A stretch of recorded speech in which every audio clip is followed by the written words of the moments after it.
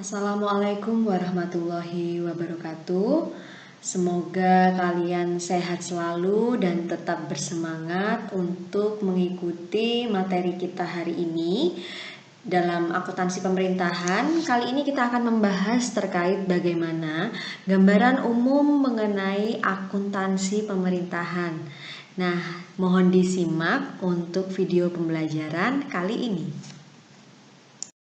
Baiklah, untuk pertemuan kali ini kita akan membahas tentang bagaimana akuntansi pemerintahan dalam ilmu akuntansi. Jadi kita ingin tahu nih, gimana sih sebenarnya definisi dari akuntansi secara harfiah gitu ya. Kalau misalnya kalian menempuh akuntansi-akuntansi yang sebelumnya telah diajarkan oleh dosen yang lain, maka kalian akan mengerti bahwa akuntansi itu sebenarnya merupakan suatu proses untuk mengenali dan kita juga bisa mengukur serta mengkomunikasikan informasi yang terkait informasi ekonomi ya, untuk memperoleh bagaimana pertimbangan untuk decision making atau pembuatan keputusan oleh pemakai informasi, dalam hal ini stakeholder gitu ya. Itu yang kalian ketahui dari yang mata kuliah lain tentang bagaimana definisi akuntansi, sehingga sebenarnya karakteristik utama dari akuntansi itu sendiri adalah bagaimana akuntansi itu mengidentifikasikan gitu ya, mengukur, mengkomunikasikan tentang informasi keuangan gitu ya. Yang dilakukan oleh siapa? Yang dilakukan oleh entitas ekonomi. Nah, untuk siapa? Nah, untuk pemakai informasi atau pihak-pihak yang berkepentingan gitu ya. Jadi kalau dari sisi definisi akuntansinya seperti itu definisi akuntansi. Kemudian bagaimana posisi akuntansi pemerintahan? Seperti yang kalian tahu ya, dalam fenomena sehari-hari gitu ya, akuntansi ini memang sangat dekat dengan kita gitu ya, dengan apa yang biasa kita lakukan, proses pencatatan dan lain sebagainya, sehingga bagaimana posisi akuntansi pemerintahan itu sendiri. Sebenarnya kalau misalnya kalian lihat bagan di sini, bahwa akuntansi itu merupakan suatu ilmu besar gitu ya, dimana di dalamnya ada akuntansi komersial, kemudian ada akuntansi sektor publik, dan ada akuntansi juga akuntansi sosial. Dimana kalau kalian misalnya mengingat gitu ya, mengingat kembali bahwa akuntansi komersial itu sebenarnya adalah bagaimana data akuntansi yang digunakan untuk memberikan suatu informasi keuangan bagi pihak-pihak yang berkepentingan. Dalam hal ini bisa manajemen, pemilik modal, kemudian bagi itu penanam modal seperti itu ya, kreditor, dan pihak-pihak yang berkepentingan dalam suatu perusahaan. Nah, itu akuntansi komersial ya yang kalian pelajari selama ini, bahwa akuntansi di perusahaan. Nah, seperti itu. Nah, selain itu ada juga yang namanya akuntansi sektor publik, di mana akuntansi sektor publik itu sebenarnya memberikan informasi keuangan, sama gitu ya, memberikan suatu informasi keuangan dari entitas yang sebenarnya dia itu tidak mencari laba atau tidak mencari keuntungan. Dalam hal ini kalian bisa memilah gitu ya. Oh, kalau misalnya akuntansi komersial itu perusahaan ya contohnya ya. Kemudian kalau akuntansi sektor publik berarti dia tidak mencari laba gitu ya. Dalam hal ini entitas yang tidak mencari laba itu apa saja? Contohnya pemerintahan gitu ya. Jadi sehingga di sini muncul nih yang merupakan bagian dari akuntansi sektor publik itu adalah akuntansi pemerintahan dan akuntansi non-profit lainnya. Nah, akuntansi pemerintahan jelas ya, akuntansi yang berkaitan langsung dengan kegiatan yang dilakukan dari sisi pemerintahan. Nah, akuntansi non-profit lainnya apa, Bu? Panti asuhan ya. Jadi dia adalah entitas tapi dia berdiri bukan untuk mencari laba gitu ya, tapi untuk melakukan kegiatan-kegiatan yang bersifat non-profit seperti itu ya. Kemudian ada juga akuntansi yayasan ya, yayasan yaitu panti asuhan, kemudian akuntansi masjid, mungkin seperti itu, dan sektor-sektor lain yang akuntansinya memang dia tidak untuk mencari laba atau non profit seperti itu ya. Jadi mungkin itu, sehingga gambarannya adalah sebenarnya akuntansi pemerintahan ini memang suatu bidang ilmu gitu ya, suatu bidang ilmu dari cabang dari akuntansi sektor publik gitu ya, yang memang saat ini sedang berkembang gitu ya, berkembang pesat, kemudian dimana memang tuntutan transparansi dari pemerintah, dari masyarakat gitu ya, memang benar-benar dibutuhkan, bahwa pemerintahan yang baik adalah pemerintahan yang memang memegang teguh bagaimana melaporkan, bagaimana mencatat kinerja keuangan itu, yang mungkin kinerja pemerintahan itu bisa diukur dari bagaimana dia spend money, dia earn money ya, dia menghasilkan uang atau dia menghabiskan uang. Nah, seperti itu ya. Mungkin itu gambaran dari di mana sih sebenarnya posisi akuntansi pemerintahan dalam akuntansi. Nah, ada lagi akuntansi sosial. Dalam hal ini sebenarnya akuntansi sosial itu informasi yang dihasilkan adalah informasi yang bersifat makro gitu ya. Jadi kayak neraca pembayaran negara, kemudian rekening arus kas, bagaimana rekening pendapatan dan produksi nasional, neraca nasional. Nah, jadi dia memang untuk lembaga-lembaga makro yang melayani bagaimana perekonomian nasional. Nah, seperti itu ya. Jadi ini semakin memperjelas bagaimana posisi dari akuntansi pemerintahan. Kemudian selanjutnya adalah bagaimana akuntansi sebagai bentuk pertanggungjawaban, bahwa memang pada dasarnya semua stakeholder itu membutuhkan suatu transparansi, sehingga akuntansi di sini memang dia merupakan suatu bentuk dari pertanggungjawaban yang dibutuhkan oleh masyarakat dalam hal ini untuk akuntansi pemerintahan ya. Jadi stakeholdernya ini dengan cakupan yang lebih luas gitu ya, bagaimana memang akuntansi ini digadang-gadang bahwa sebuah solusi untuk mengetahui bagaimana akuntabilitas sebuah publik gitu ya, akuntabilitas sebuah pemerintahan gitu dalam suatu waktu, dalam jangka waktu tertentu seperti itu. Sehingga memang akuntansi ini memang dibutuhkan untuk membentuk bagaimana transparansi itu bisa ada di dalam pemerintahan. Nah, seperti itu. Sehingga memang akuntansi pemerintahan ini memang adalah mengkhususkan gitu ya untuk mencatat dan melaporkan transaksi yang terjadi di suatu entitas pemerintahan gitu ya. Jadi memang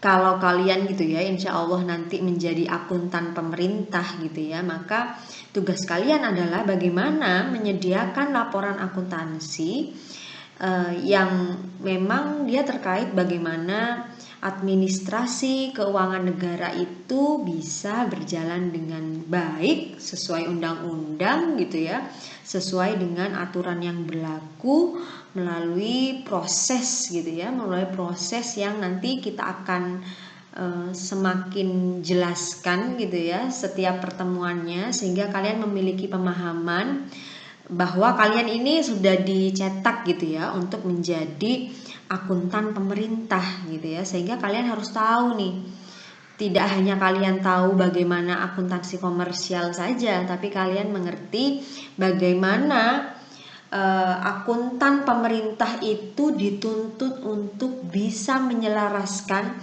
dan bisa bekerja administrasi keuangan negara dengan baik sesuai dengan undang-undang yang berlaku, tidak melanggar aturan. Nah, seperti itu.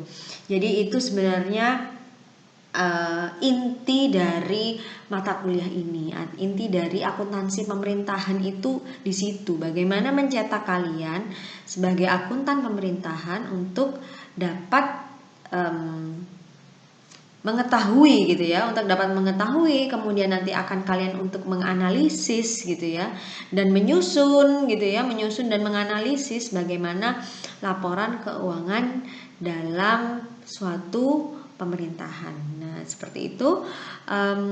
Untuk akuntansi pemerintahan ini yang pasti yang harus kalian tahu, dia adalah cabang ilmu akuntansi dan itu benar-benar dibutuhkan gitu ya, dan benar-benar dapat diaplikasikan dalam kehidupan sehari-hari seperti itu. Jadi memang tidak lepas, tidak jauh dari kehidupan kita sehari-hari yang namanya akuntansi pemerintahan. Selanjutnya kita akan membahas tentang bagaimana perbandingan organisasi pemerintah dengan perusahaan, di mana kita bisa melihat perbandingan keduanya dari sisi karakteristik gitu ya, dari sisi apa yang menjadi persamaan dari keduanya dan apa yang menjadi perbedaan dari keduanya. Seperti yang tadi saya sudah jelaskan di awal gitu ya, bahwa memang berbeda sekali mindset kita dari antara akuntansi pemerintahan dan akuntansi komersial gitu ya, sehingga yang akan kita bahas pertama adalah dari sisi karakteristik gitu ya. Bagaimana yang pertama, pendirian dan pembentukan serta kegiatan-kegiatan organisasi pemerintahan ini memang bukan dengan tujuan atau motif gitu ya untuk mengejar keuntungan aja gitu ya. Itu yang pertama. Yang kedua, bagaimana organisasi pemerintahan itu dimiliki secara kolektif. Dalam hal ini adalah milik seluruh rakyat Indonesia gitu ya. Dengan demikian tidak ada saham yang diperjualbelikan secara individu gitu ya, yang dapat dijual belikan seperti kita kalau di perusahaan gitu ya, menanamkan saham dan sebagainya. Nah ini nggak ada di organisasi pemerintahan gitu ya, yang menjadi karakteristik kedua kita. Selanjutnya adalah karakteristik yang ketiga, adalah pihak-pihak yang memberikan sumber keuangan kepada organisasi pemerintah gitu ya, tidak harus menerima imbalan secara langsung baik berupa barang, uang atau jasa. Jadi nggak ada hubungan timbal balik seperti itu ya. Bagaimana pihak-pihak yang memberikan sumber keuangan kemudian harus menerima imbalan secara langsung, katakanlah seperti itu. Nah itu yang harus digarisbawah dari karakteristik organisasi pemerintah.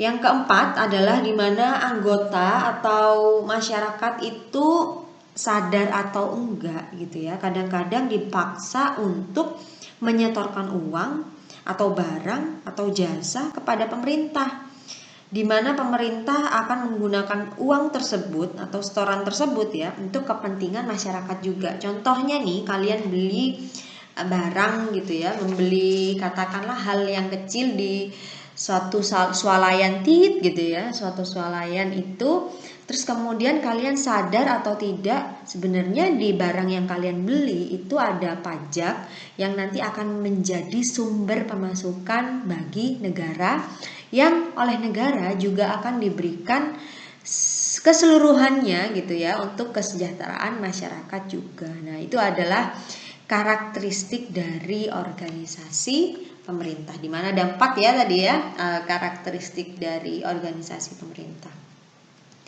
Nah selanjutnya adalah bagaimana persamaan antara organisasi pemerintah dengan perusahaan gitu ya. Jadi kalau dilihat dari persamaannya, apakah sama Bu keduanya? Ya bisa dibilang sama, tapi ya nggak sama-sama banget gitu ya.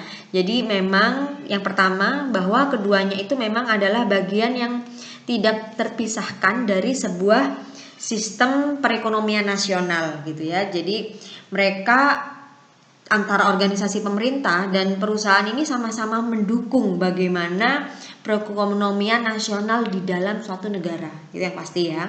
Jadi keduanya memang mau tidak mau saling berinteraksi dan saling membutuhkan gitu ya, bahwa memang untuk mendukung suatu perekonomian gitu ya di dalam suatu negara. Kemudian yang kedua adalah bagaimana memang keduanya ini sama-sama menghadapi sumber daya ekonomi yang terbatas untuk mencapai tujuan-tujuannya. Yang pasti tidak semuanya memiliki akses yang besar gitu ya terhadap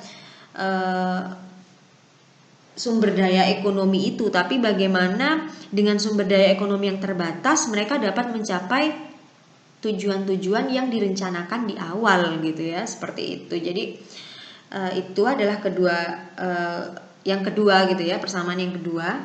Nah, yang ketiga, bagaimana pola manajemen keuangan itu sama sebenarnya, pola manajemen keuangannya gitu ya. Dimulai dari perencanaan, penganggaran gitu ya, sampai di mana mereka sampai pada pengendalian bagaimana menggunakan akuntansi itu menjadi suatu kebutuhan di kedua entitas ini ya, baik itu entitas pemerintah maupun juga entitas yang profit oriented, katakanlah seperti itu. Jadi memang pola manajemen keuangannya sama, mulai dari bagaimana penganggaran, kemudian bagaimana sampai ke bagaimana pengendaliannya gitu. Jadi itu adalah persamaan yang ketiga. Dan yang keempat itu sebenarnya hasil produknya itu memang hampir sama gitu ya. Kalau misalnya kalian ingat, kalian dulu punya bis yang namanya bus Damri. Nah, itu milik negara gitu ya. Itu milik negara dan itu sama saja dengan pihak swasta yang bergerak di sektor transportasi juga, yang akhirnya sama-sama sebenarnya ya. Goalsnya sama-sama menyediakan sarana untuk kepentingan publik gitu ya. Cuman yang satu profit oriented, yang satu itu memang non profit oriented. Nah, seperti itu. Jadi itu adalah persamaan, 4 persamaan gitu ya, 4 persamaan dari organisasi pemerintah dengan perusahaan gitu ya. Jadi persamaannya di situ. Kemudian apakah ada perbedaannya gitu ya. Jadi kalau misalnya kita melihat bagaimana perbedaan di antara keduanya, itu memang terlihat jelas dari yang pertama mungkin struktur organisasinya ya, dimana struktur pemerintahan itu memang diperlukan untuk melindungi kebutuhan masyarakat, sehingga perlu adanya, kalau kalian sering dengar ya kalimat ini, bahwa perlu adanya check and balances gitu ya, dimana ada fungsi pemerintahan, dalam hal ini adalah pemerintah daerah gitu ya. Kemudian ada juga legislatif, yudikatif, yang memang sama-sama saling saling melihat bagaimana kinerjanya legislatif, bagaimana kinerjanya pemerintah gitu ya saat ini dan lain sebagainya. Jadi hal-hal seperti itu yang memang yang menjadi concern adalah bagaimana keterjaminan gitu ya, bagaimana menjamin bahwa mutu pelayanan publik itu memang benar-benar dapat dirasakan, sehingga memang struktur pemerintahannya itu berbeda dengan sektor yang profit oriented seperti itu. Jadi itu yang pertama. Yang kedua adalah bagaimana sifat dari sumber dayanya gitu ya. Kalau misalnya sektor swasta ini atau perusahaan, jadi ada hubungan yang timbul antara barang dan jasa yang diberikan dengan uang yang akan diberikan konsumen gitu ya. Ada kita memproduksi barang maka akan dibeli oleh konsumen. Nah, sehingga kalau ini berbeda sekali gitu ya dengan pemerintahan, di mana kalau pemerintahan itu hubungan langsung seperti itu tuh tidak langsung terlihat begitu saja gitu ya, kecuali memang bagaimana kita merasakan pemungutan pajak itu yang memang ada perbedaan gitu ya, ada perbedaan di antara satu subjek pajak satu dengan subjek pajak yang lain, katakanlah seperti itu, sehingga tidak ada hubungan yang dapat langsung teridentifikasi melihat bahwa ketika bayar pajak langsung muncul nih gedung gitu ya kayak gitu. Nah itu tidak bisa langsung terasakan seperti itu. Jadi sifat sumber dayanya memang hubungan antara yang mempunyai kelebihan uang dan dan dalam hal ini perusahaan ya, kayak perusahaan itu kalau misalnya kita dalam suatu perusahaan ada barang yang diproduksi kemudian dijual dapat uang deh. Nah gitu ya, kalau kita bayar pajak kayak gitu, kita tidak bisa langsung melihat apa yang kemudian kita rasakan atau kita dapatkan saat itu juga, tapi mungkin dalam waktu 1 tahun gitu ya, dalam jangka waktu 1 tahun kita dapat melihat dan merasakan itu akan menjadi suatu kepentingan publik gitu ya, akan menjadi suatu fasilitas publik gitu, fasilitas publik yang dapat dirasakan oleh seluruh masyarakat. Nah seperti itu contohnya. Jadi itu yang kedua, bagaimana sifat dari sumber dayanya. Kemudian yang ketiga adalah proses politik. Kalau kalian tahu gitu ya, bagaimana organisasi pemerintahan itu memang sangat dipengaruhi oleh faktor politik. Dalam hal ini memang politik dalam suatu organisasi pemerintahan gitu ya, memang memegang peran yang sangat signifikan gitu ya, yang sangat signifikan, bahwa memang faktor-faktor politik itu menentukan bagaimana arah kebijakan yang diambil oleh suatu organisasi pemerintah. Jadi memang politik ini memang memiliki andil yang besar gitu ya, bagaimana menentukan penggunaan dana oleh suatu organisasi pemerintahan. Nah seperti itu.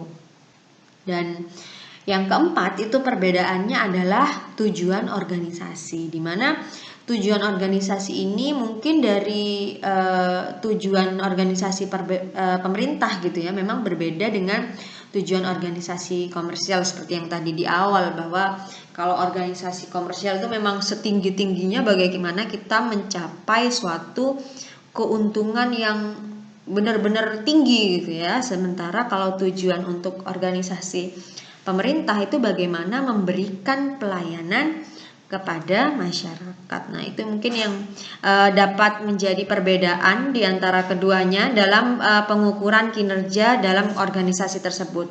Nah, selanjutnya adalah bagaimana penggunaan anggarannya.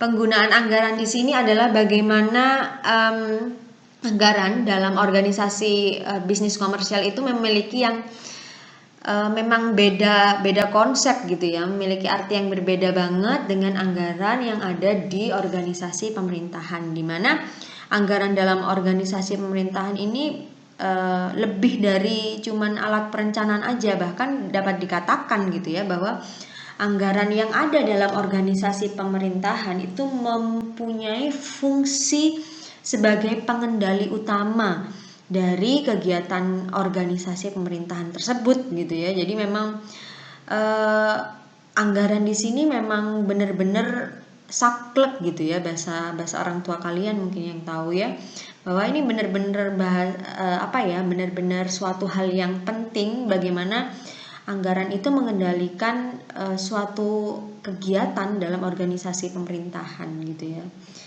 Itu yang kelima gitu ya, yang menjadi perbedaan antara organisasi pemerintah dengan perusahaan. Jadi kalau kita lanjutkan nih, perbedaan yang keenam adalah bagaimana sumber pendanaan.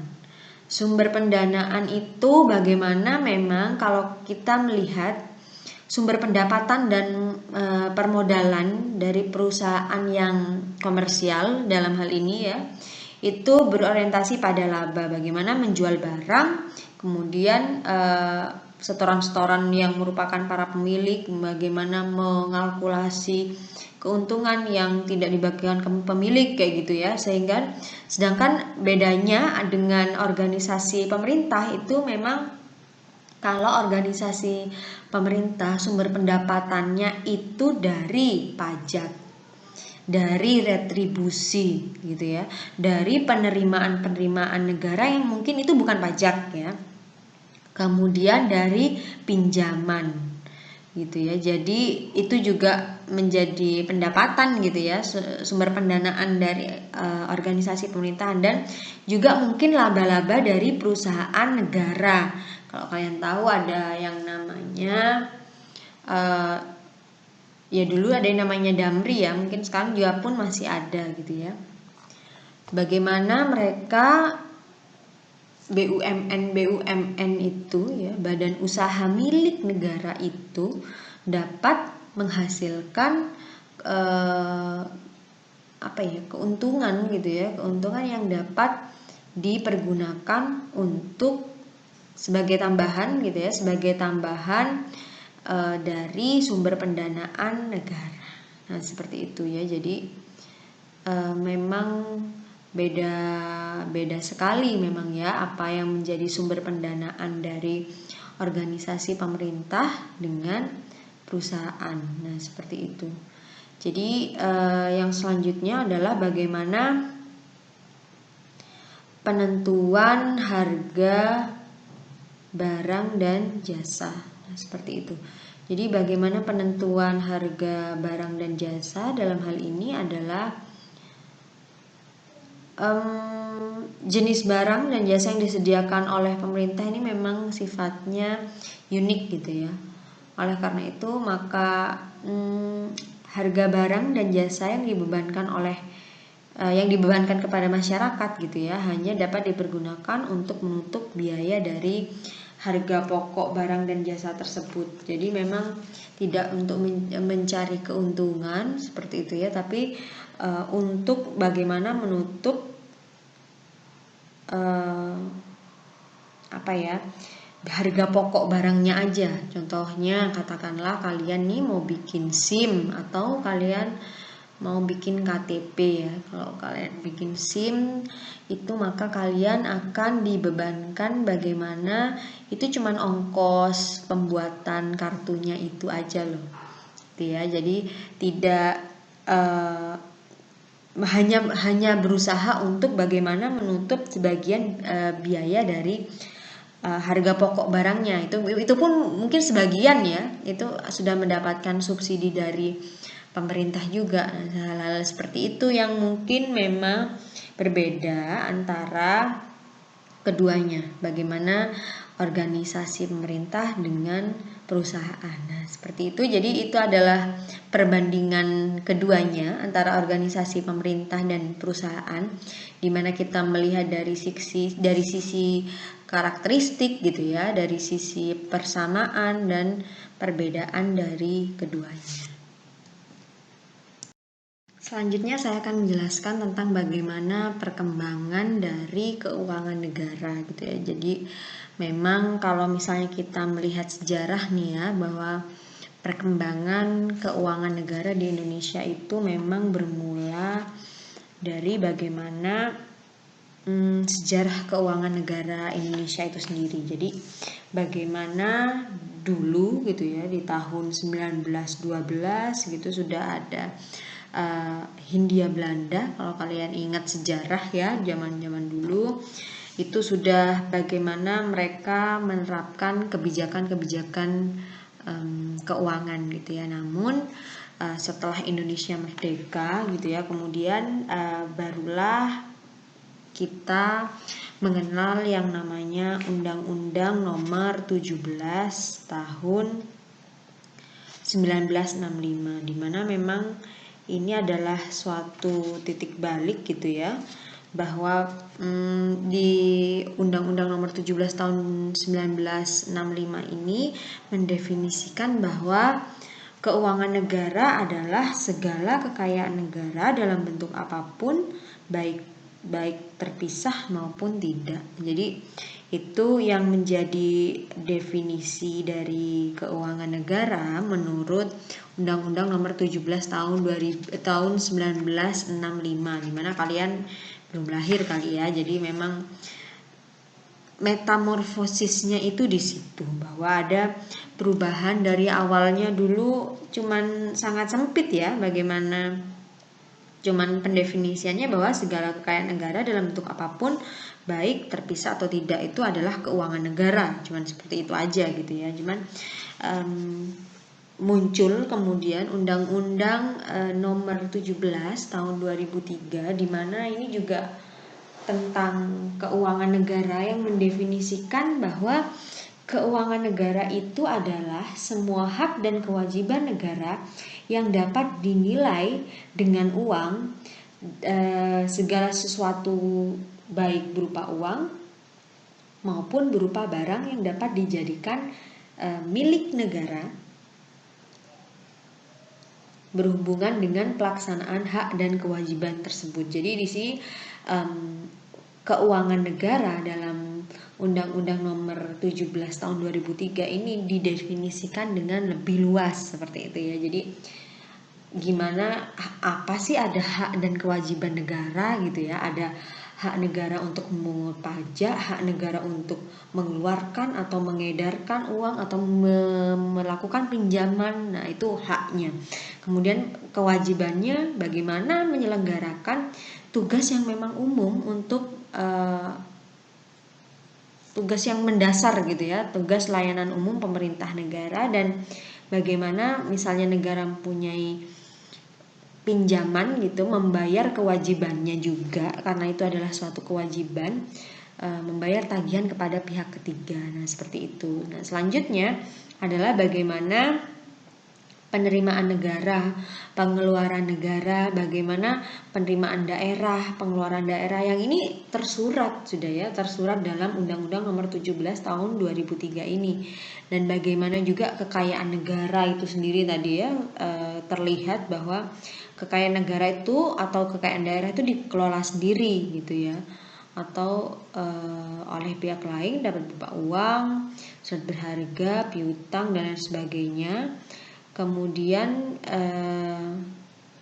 hal tersebut memang yang membuat lingkup dari keuangan negara menurut Undang-Undang Nomor 17 Tahun 2003 ini mengalami perluasan, lebih tepatnya pada item yang terakhir ya, bahwa mengenal apa itu hak dan kewajiban dari negara, kemudian penerimaan pengeluaran, kemudian apa itu kekayaan negara, seperti itu. Jadi memang ada perluasan definisi gitu ya seiring berjalannya waktu, dan seiring berjalannya waktu juga bahwa ada yang namanya peraturan pemerintah nomor 71 tahun 2010 yang menjelaskan bagaimana penjabaran dari Undang-Undang Nomor 17 Tahun 2003. Jadi di Undang-Undang Nomor 17 Tahun 2003 itu melingkupi bagaimana ruang lingkup dari akuntansi negara itu sendiri, bagaimana asas-asasnya, bagaimana kekuasaan atas pengelolaan negara, bagaimana penyusunan APBN, APBD di dalam suatu negara atau di dalam suatu daerah gitu ya, dan bagaimana pertanggungjawaban pengelolaan keuangannya, bagaimana pembuatan laporan keuangannya. Nah, ini secara teknis berlandaskan Undang-Undang Nomor 17 Tahun 2003. Nah, di tahun 2010 akhirnya pemerintah ini membuat suatu standarisasi gitu ya, suatu standarisasi. Dalam hal ini PP nomor 71 tahun 2010 itu mengatur tentang standar akuntansi pemerintahan. Jadi itu menstandarisasi, sebenarnya itu pun sebenarnya itu standar akuntansi pemerintahan di Indonesia sendiri itu sebenarnya didasari atau dilandasi dari adanya Ikatan Akuntan Indonesia. Kalau kalian ingat ya, buat standar itu sendiri. Kemudian ada yang namanya International Federation Standard Accounting ya, di negara itu, di beberapa negara, yang kemudian akhirnya itu membuat suatu negara kita gitu ya, negara Indonesia ini akhirnya ikut serta dalam ternyata standarisasi atas akuntansi pemerintahan ini dibutuhkan, sehingga dibentuklah komite